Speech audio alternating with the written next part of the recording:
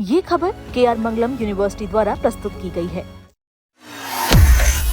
27 मार्च को प्रधानमंत्री बने रैपर बालेन शाह की सरकार महज 2 महीने में ही लड़खड़ा रही है। भ्रष्टाचार और बेरोजगारी के खिलाफ युवाओं के बड़े आंदोलन के बाद बने बालेन शाह ने 100 सूत्री एजेंडा दिया था, लेकिन उनकी अपनी वेबसाइट गवर्नमेंट ट्रैकर बता रही है कि ज़्यादातर वादे अभी भी लंबित पड़े हैं। सरकार बनते ही 30 दिनों के अंदर भारत से आने वाले सामान, दवाई और खाद पर 5 से 80% तक टैक्स लगा दिया गया। लोगों ने इसे अघोषित नाकाबंदी बताया है और विरोध प्रदर्शन भी शुरू हो गए।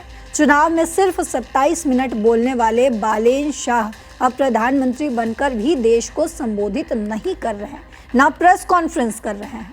राष्ट्रपति के अभिभाषण के दौरान सदन छोड़कर चले गए और बिना सूचना संसद से गायब रहे। और इतना ही नहीं, उनके 2 बड़े मंत्री भी हटाए जा चुके हैं। युवा अब सवाल कर रहे हैं, बड़े बड़े वादे सिर्फ फाइलों और वेबसाइट तक ही रह गए क्या? तो सर, इस पर आपसे सीधा सवाल, टू द पॉइंट सवाल समझना चाहूँगी कि बालेन शाह पीएम बने जो है सिर्फ 2 महीनों में ही क्यों फेल हो गए? क्या ये उनके उम्र का यानी कि एक्सपीरियंस जो है, क्या वो फेल हो गया? क्योंकि वो तो भारत से भी बातचीत करना चाहते थे। अब जो है वो 60 दिनों के भीतर ही उनकी सरकार जो है वो लड़खड़ा चुकी है। देखिए, वो बात वही है कि बालेन शाह को अनुभव नहीं है पॉलिटिक्स का, और जो भारत नेपाल के जो संबंध हैं उस संबंधों की गहराई का भी अंदाजा नहीं है। और खास तौर पे जो सीमावर्ती इलाके हैं, जो नेपाल का तराई का इलाका है, वहां बेटी रोटी का संबंध है। भारत और पाकिस्तान की सीमा है, खुली हुई सीमा है, वहां कोई पासपोर्ट नहीं लगता। जी बिल्कुल। भारत का रुपया पाकिस्तान में भी चलता है। लोग हर दिन हजारों लोग आते हैं और जाते हैं। एक दूसरी जगह शादियां भी होती हैं, कोई प्रतिबंध नहीं आने जाने में, है ना। लाखों लोग एक दूसरे की जगह पे काम करते हैं। अब चूंकि बालेन शाह को जैसे ही बने और उसके बाद उनका गृह मंत्री गुरंग फंस गया और एक श्रम मंत्री फंस गया, और वो जो फंसे तो उनको इस्तीफा देना पड़ गया। अब उनको लगा कि हमारी सरकार लड़खड़ा रही है, तो सस्ती लोकप्रियता के लिए कि देखो हम मतलब लड़ाई कर रहे हैं, भारत के साथ भी हम खड़े हो गए हैं। वो सीमा पे उसने आयात शुल्क वसूलना शुरू किया। बाद में वहां पे झगड़े भी हुए, लोगों के बहुत परेशानी हुई। 100 रुपए की चीजें, जो रोजमर्रा की चीजें खरीदाते थे, उस पे भी शुल्क लेने की बात होने लगी।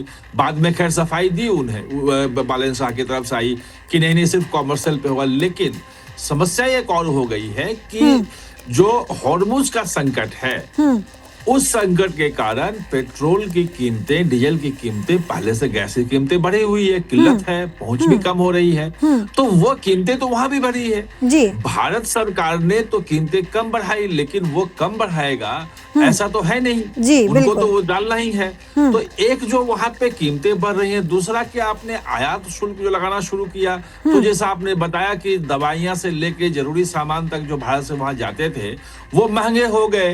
अब जनता ये देख रही है कि हमने तो इतना बड़ा जेनजी का आंदोलन हुआ, सरकार बदला, कि हमें कुछ राहत मिलेगी। जनता को क्या पता हॉर्मुज में क्या हो रहा है। अच्छा, हॉर्मुज का तो जनता समझ भी ले, लेकिन आयात शुल्क लगा दिया है आपने। आप कोई रोड मैप दे नहीं रहे हो जनता को। देखो, बालेन शाह की जो चुप्पी है वो और ज्यादा उनके लिए मुसीबत बन रही है, क्योंकि अगर कुछ समस्या है देश के सामने तो आप खुल के बोलो। जैसे हमारे प्रधानमंत्री ने कह दिया कि देश मुसीबत में है, आप सोना न खरीदें, आप जो है सार्वजनिक वाहन पे चलें, आप पेट्रोल डीजल बचाएं। ये उन्होंने खुद के कहा कि किस मुसीबत में हम हैं। लेकिन वो तो कुछ बोल ही नहीं रहे। अब जब बोल नहीं रहे हो तो जनता को क्या पता कि क्या मुसीबत आपके पास है। एक जो और बात चल रही है कि जिस ढंग से उन्होंने लिपुलेख वाला मुद्दा उठा दिया था, पिछले दिनों आपको ध्यान होगा उठाया था मुद्दा उन्होंने भारत के साथ कि लिपुलेख से कैसे आप समझौता कर सकते हो व्यापार के लिए, आने जाने के लिए चीन के साथ।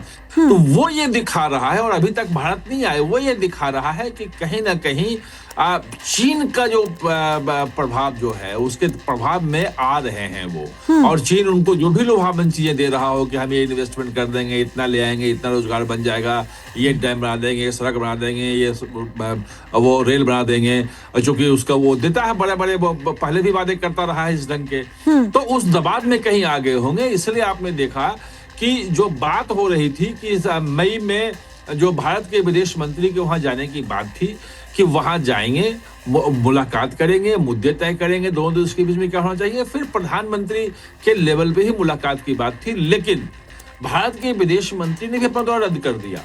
वो दौरा रद्द करना ये दिखाता है कि बालेन शाह का जो काम करने का तरीका है उससे भारत खुश नहीं है और वहां की जनता भी खुश नहीं है, ये बिल्कुल साफ हो रहा है। जी सर, भारत से आने वाले सामान पर 5 से 80% टैक्स लगाने का बालेन शाह का असली आखिर खेल क्या है? क्या वो भारत के खिलाफ कुछ स्ट्रैटेजी जो है वो बनाना चाहते हैं? हमने जो पिछले दिनों चर्चा की थी, ये जो वो खेल खेलना चाह रहे हैं जिसकी वजह से जिस जेनजी ने उनको लेकर आया, आज एक बार फिर से वही उनके विरोध में खड़े हो गए हैं, तो क्या वो चीन से पूरी तरीके से इन्फ्लुएंस्ड हो चुके हैं? देखिए, निश्चित रूप से मैंने आपको बताया कि जिस ढंग से वो मुद्दे उठा रहे हैं वो कहीं ना कहीं भारत विरोधी है और चीन के इन्फ्लुएंस होने का वो दिखा रहा है। और ये भारत और नेपाल के बीच जो संबंध कितने गहरे हैं वो ये समझ नहीं पा रहे हैं। और भारत से अधिकांश चीजें वहां जाती हैं, वो आयात शुल्क लगा देंगे तो उनको ये लग सकता है कि चलो हमने आयात शुल्क लगा दिया तो हमें उनके खजाने को भी कुछ मिल रहा होगा पैसे, कोई आयात शुल्क के रूप में। और ये है कि भारत के बजाय हो सकता है चीन का सामान आ जाए, क्योंकि चीन का तो दूरी पड़ता है, वहां सामान लाना जो है पहुंचाना वहां पे वो मुश्किल काम है। भारत के साथ से तो लगातार वो मतलब हजारों वर्षों से चल रहा है वहां पे व्यापार। तो ये जो चीज है ये इसके कारण से लगाने के पीछे ये चीन को खुश करना होगा कि चीनी सामान जो है वो भारतीय सामान की तुलना में सस्ते हो जाए वहां पे। एक तरीका ये इसका एक हो सकता है। लेकिन जो सबसे बड़ी बात ये है कि इससे वहां पे महंगाई तो बढ़ जाएगी ना। उन जिन चीजों पे आपने आयात शुल्क लगा दिया उन चीजों का तो जनता को महंगा मिलना है वो जी। और पेट्रोल डीजल की किल्लत है, हॉर्मुज जो है पश्चिम एशिया संकट के कारण वैसे महंगाई बढ़ रही है, तो जनता तो हर तरफ से पिस गई ना जी। तो अच्छा, आपने जो वो चार्टर बनाया था कि मैं ये वादे करूंगा, ये काम करूंगा, वो पूरा नहीं कर रहे हो। क्यों पूरा नहीं कर पा रहे हो? उसी पर तो युवा सवाल भी कर रहे हैं ना कि क्या वो चार्ट जो आपने तैयार किया था, क्या वो सिर्फ चार्ट जो है वो फाइल्स में रखने के लिए था, दिखावे के लिए था, बोलने के लिए था, या उसको इम्प्लीमेंट भी करोगे? ऐसा है ना कि बालेन शाह यही सवाल तो ओली से कर रहे थे। भाई बालेन शाह खुद सवाल पूछने वाले थे ना, जो जिनजी आंदोलन हुआ उसमें तो ये शामिल थे, उनके खिलाफ था। अब वही जो बालेन शाह सरकार में आ गए हैं तो जेनजी जो बचा हुआ है, जो उस पूरे आंदोलन में रहा, जिसमें पूरी ऊर्जा उसकी लगी और पूरा सत्ता उसने उखाड़ फेंका, इनको इतनी बड़ी बहुमत दिला दी, लोगों का भरोसा हुआ कि बालेन शाह कुछ करेंगे, लेकिन उन्होंने कुछ किया ही नहीं। नई पार्टी को इतना पूर्ण बहुमत और इतना ऐतिहासिक बहुमत कौन देता है? तो इतनी बड़ी जीत के बाद वो उस जीत को संभाल नहीं पा रहे हैं क्योंकि उनको सरकार चलाने का अनुभव नहीं है जी। और मुझे लगता है कि उनको अनुभव की कमी होने के कारण वो कहीं ना कहीं से चीन के दबाव में आ गए हैं और जो कदम उठा रहे हैं वो आत्मघाती है, अपने पैरों में वो कुल्हाड़ी मार रहे हैं जी। सर, एक इंटरनल सवाल पूछना आपसे चाहूंगी कि 27 मिनट बोलने वाले बालेन शाह जो हैं अब देश को संबोधित क्यों नहीं कर रहे हैं? डर किस बात की है? क्योंकि संबोधित करने के लिए कुछ है नहीं। अगर उन्होंने कुछ कदम उठाए होते, कुछ बोला होता, कुछ किया होता कॉन्क्रीट, जो समस्याएं हैं वो समस्याओं का समाधान 2 महीने में नहीं हो सकता है। मैं जानता हूं, सब जनता जानती है, जेनजी भी जानता है कि किसी भी समस्या का समाधान 2 महीने में नहीं हो सकता है। लेकिन उस समस्या के समाधान की दिशा में आप कदम बढ़ाते तो दिखोगे। आप इन्वेस्टमेंट लाना है, रोजगार बढ़ाना, तो इन्वेस्टमेंट आ रहा है, लोगों को कुछ लगे कि राहत मिल रही हो, हमें उम्मीद जग रही हो कि आज देखो इतना अच्छा हो रहा है, अगले कुछ सालों में हमें जो है और बेहतर हमारा जीवन हो सकता है। वो कुछ भी डिलीवर करने में विफल हुए और कुछ बोलने के लिए उनके पास अगर कुछ काम करते तो बोलते भी जी। अच्छा, वो बोलने वाले कोई बहुत बड़े नेता थे भी नहीं, वो तो रैपर हैं, गाना गाने वाले हैं। अब रैपर जो भाषण जो है वो रैपर पे तो आप दे नहीं सकते हो।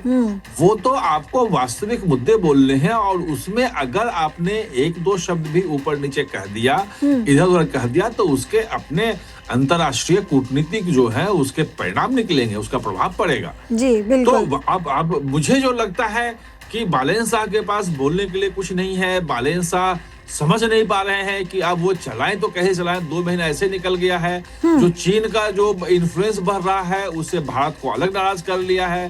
भारत की नाराजगी अगर बढ़ी ज्यादा तो मुश्किलें उनकी बढ़ जाएंगी। वो जेनजी जो जो जो जो इतने पुराने कम्युनिस्ट शासन को हटा सकता है, कम्युनिस्टों को मिट्टी में मिला सकता है, जिसका इतना बड़ा संगठन है, जमीनी संगठन है, तो बालेन शाह का तो कोई संगठन ही नहीं है। ये तो आंदोलन की पैदाइश है, और उसी आंदोलन में हवा में उड़ भी सकते हैं ये।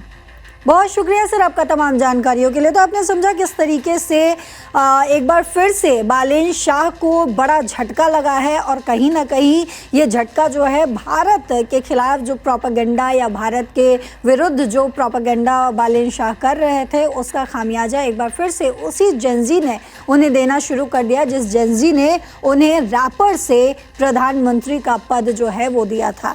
लेकिन अब सवाल ये है कि इन तमाम जो है जाल से, इन तमाम मुश्किलों से बालेन शाह जो है वो कैसे बाहर निकलेंगे।